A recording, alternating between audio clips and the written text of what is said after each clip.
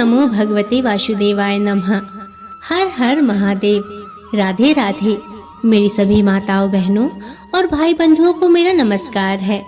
आप सभी का भारती वंदनी चैनल में स्वागत है। भक्तों, जैसा कि हम सब जानते हैं, वैशाख मास के पवित्र महीने की शुरुआत आज से हो गई है। आज का दिन वैशाख कृष्ण पक्ष का पहला दिन है। धार्मिक रूप से वैशाख मास का महत्व शास्त्रों में बहुत ही खास बताया गया है। स्कंद पुराण में वैशाख मास को सभी मासों में उत्तम बताया गया है। वैशाख मास के बारे में ऐसी मान्यता है कि इसमें जो व्यक्ति सूर्योदय से पहले स्नान करता है तथा व्रत रखता है, वह भगवान विष्णु की कृपा का पात्र बनता है। स्कंद पुराण में यह भी बताया गया है कि इस महीने में महिरथ नामक राजा ने वैशाख स्नान से ही वैकुंठ धाम की प्राप्ति कर ली थी। इसमें व्रती को प्रतिदिन प्रातःकाल सूर्योदय से पूर्व किसी तीर्थ स्थान, सरोवर, नदी या कुएं में जाकर स्नान करना चाहिए। यदि ऐसा संभव ना हो पाए तो घर में ही नहाने के पानी में गंगा जल डालकर स्नान करें और पुण्य की प्राप्ति करें। यदि किसी कारणवश आप वैशाख मास में व्रत नहीं कर सकते तो वैशाख मास से जुड़ी हुई कथा और कहानियां अवश्य सुननी चाहिए और ओम नमो भगवते वासुदेवाय का मंत्र रोजाना कम से कम 11 बार जप करना चाहिए। अतः आज मैं आप सभी को ऐसी कथा का रसपान कराने जा रही हूँ जो वैशाख मास में सबसे ज्यादा सुनी जाती है। इस कथा को सुनने मात्र से भगवान विष्णु की कृपा आप पर बरसती है और आपकी सभी मनोकामनाएं पूर्ण होती हैं। यह कथा बहुत ही पुण्यकारी और फलदायी मानी जाती है। अतः आपसे आग्रह है कि कथा को पूरा सुनिएगा, बीच में ही मत छोड़िएगा। किसी भी कथा को बीच में छोड़ना उचित नहीं समझा जाता। अतः आपसे आग्रह है कि कथा को पूरा सुनिएगा और वीडियो को लाइक तथा चैनल को सब्सक्राइब अवश्य करिएगा। तो चलिए भगवान का ध्यान करते हुए इस पवित्र कथा का रसपान करते हैं। भक्तों, एक बार की बात है, एक राजा था। वह वैशाख माह में प्रतिदिन ब्रह्म मुहूर्त में उठकर गंगा जी में स्नान किया करता था। राजा का आदेश था कि मुझसे पहले गंगा जी में कोई भी स्नान नहीं करेगा। राजा जब भी गंगा जी में स्नान करने जाते तो उन्हें प्रतिदिन शांत जल के स्थान पर हिलता हुआ, हलचल करता हुआ जल दिखाई देता था। यह सब देखकर राजा को संदेह हुआ कि निश्चय ही मुझसे पहले कोई प्रतिदिन गंगा जी में स्नान करता है। अतः राजा ने नदी के तट पर पहरेदार बिठा दिए ताकि वे ये जान सके कि उनसे पहले आखिर कौन गंगा जी में स्नान करता है। वहीं दूसरी ओर गंगा जी के तट पर एक वृक्ष था। उस पर एक बंदरिया रहा करती थी। वह प्रतिदिन राजा के स्नान करने से पूर्व गंगा जी में स्नान करके वृक्ष पर चढ़कर बैठ जाती थी।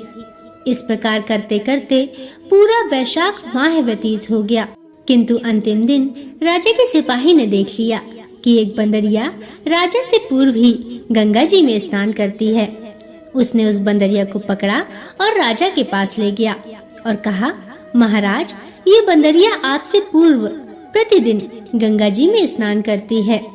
उधर राजा ने भी प्रतिज्ञा ले रखी थी कि यदि कोई भी स्त्री मुझसे पूर्व स्नान करती होगी तो मैं उससे विवाह कर लूंगा।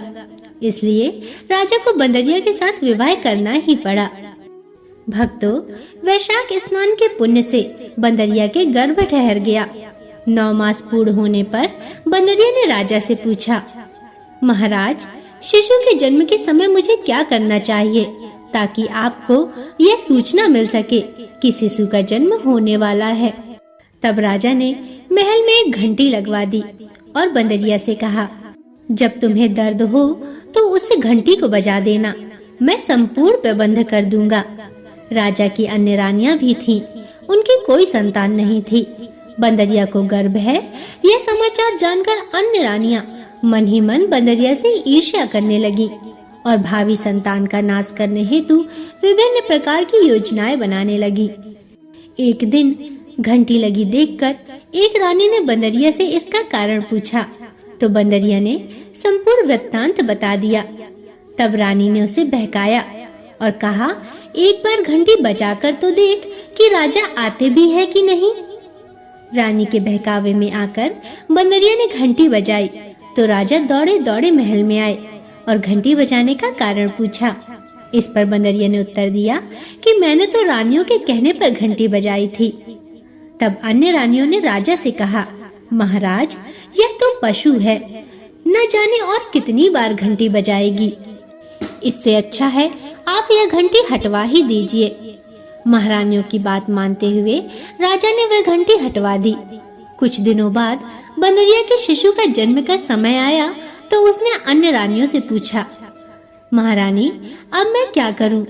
तब रानी ने कहा, तुम आंखों पर पट्टी बांधकर सो जाओ।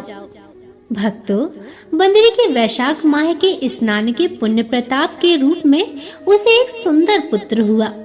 शिशु के जन्म होते ही उसके रोने से पूर्व ही रानियों ने उसे एक टोकरी में रखकर दासी को दे दिया और आदेश दिया कि इसे नदी में बहाया और उस शिशु के स्थान पर एक पत्थर रख दिया और राजा को भी कहलवा दिया कि बंदरिया ने एक पत्थर को जन्म दिया है। राजा ने जब यह सब सुना तो उसे भी संतोष हो गया कि जब दूसरी रानियों के संतान नहीं है तो यह तो एक बंदरिया है, इसके क्या ही संतान होगी। उधर उस दासी ने उस सुंदर शिशु को नदी में बहाकर कुम्हार के खंडर में रख दिया।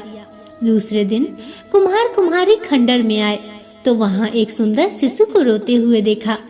कुम्हार कुम्हारिन के भी कोई संतान नहीं थी। उन्होंने उस शिशु को अपने लिए भेजी गई भगवान की भेंट माना और बड़े प्रेम से शिशु का लालन पालन किया।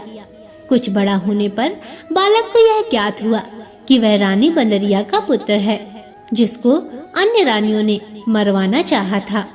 एक दिन वह बालक कुम्हार के बनाए हुए मिट्टी के हाथी घोड़े लेकर पनघट पर जा बैठा और दासियों को देखकर कहने लगा, आओ रे मेरे मिट्टी के हाथी, आओ रे मेरे मिट्टी के घोड़े, पानी पियो। तब दासियों ने यह बात सुनी तो वह हंसने लगी और बोली, अरे मूर्ख, कभी मिट्टी के हाथी घोड़े भी पानी पीते हैं क्या? इस पर वह बालक बोला, क्या कभी बंदरिया के भी पत्थर जन्म लेता है क्या? उस बालक की यह बात दासियों ने जाकर महल में कही। तब रानियों ने दूसरे दिन विष मिलाकर लड्डू भेज दिए। ईश्वर की कृपा से लड्डू गोंद और बादाम के हो गए और उन लड्डू को खाने से उस लड़के की मृत्यु नहीं हुई। यह समाचार दासी ने रानी को कहा और रानी ने राजा से कहकर कुम्हार को देश निकाला दिलवा दिया। कुम्हार वन में रहने लगा। तत्पश्चात अगले वर्ष चैत्र माह में माता गणगौर के पूजन का दिन आया और वह बंदरिया का पुत्र 108 करवे और 108 गोली लेकर तथा घड़े में पानी भरकर बगीचे के बाहर बैठ गया। उधर राजा की और साहूकार की पुत्रियां गणगौर बनाने के लिए मिट्टी लेने आईं और बगीचे में खेलने और झूलने लगी। इसी कारण कुछ समय बाद उन्हें प्यास लगी।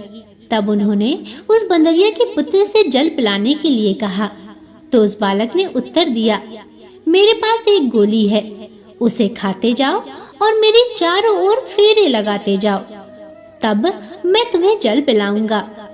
इस पर पहले तो कन्याओं ने मना किया, किंतु प्यास तीव्र होने के कारण वे मान गईं। इस प्रकार गोली खाने और उस युवक के साथ फेरे लेने से वह गर्भवती हो गईं।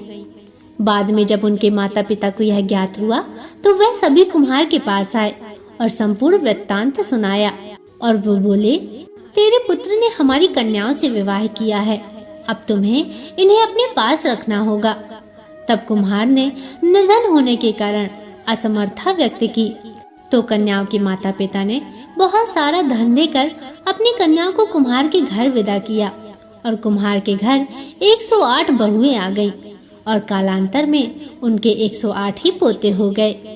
कुम्हार ने समस्त नगरी को भोजन हेतु निमंत्रण दिया और राजा को भी बुलवा दिया। राजा के यहाँ से रानी बंदरिया के अतिरिक्त सब भोजन हेतु पधारे। तब राजकुमार राजा की आज्ञा लेकर बंदरिया को लेने रथ पालकी लेकर गया और लाकर सभा में सबसे ऊंचे स्वर्ण आसन पर बिठाया। राजकुमार ने अपनी सभी पत्नियों को समझा दिया था कि यह बंदरिया ही मुझे जन्म देने वाली माता है। एक एक करके सभी बहुरानी बंदरी के चरण स्पर्श करती गईं और एक एक सोने का सिक्का और पोते को गोद में देती गईं। जब राजा और अन्य रानियों ने यह सब देखा तो कुम्हार के पुत्र से इसका कारण पूछा। रानियों को तो संदेह होने लगा कि यह अवश्य ही बंदरी का पुत्र है। इसलिए रानी ने रूठकर राजा को कहने लगी, कुम्हार के पुत्र ने हमारा अपमान किया है और बंदरिया का सम्मान किया है, अतः हम लोग को लौट जाना चाहिए। इधर राजा को पुत्र के जन्म का संपूर्ण रहस्य ज्ञात हो गया था, इसलिए उन्होंने रानियों को देश निकाला दिया और अपनी सभी पुत्र वधू और पौत्रों को लेकर महल में आया और राजकुमार का राज तिलक हुआ। कुम्हार कुम्हारिन को राजकुमार ने महल में रहने के लिए निवेदन किया, किंतु वे नहीं माने। तब राजा ने उन्हें ढेर सारा धन देकर विदा किया। भक्तों, वैशाख स्नान का इतना महत्व है तो सबको वैशाख स्नान अवश्य करना चाहिए। बंदरिया ने वैशाख स्नान किया तो उसे राजा का राज्य, पुत्र, बहुएं आदि प्राप्त हुई। हे ईश्वर, जैसे बंदरिया को पुण्य मिला, इस प्रकार कथा कहने वाले, सुनने वाले, हुकार भरने वाले हम सभी पर करना। आपकी सदा ही जय हो। भक्तों, प्रेम से बोलिए हरे कृष्णा, राधे राधे, जय श्री हरि विष्णु। भक्तों, यह थी वैशाख माह की प्रचलित कथा। आशा करती हूँ आपको कथा पसंद आई होगी।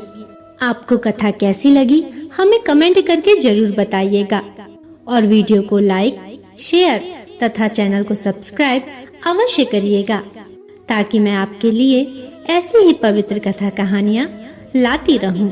और कमेंट में जरूर लिखिएगा, जय श्री हरि विष्णु, हर हर महादेव, राधे राधे। अब अगले वीडियो तक के लिए नमस्कार।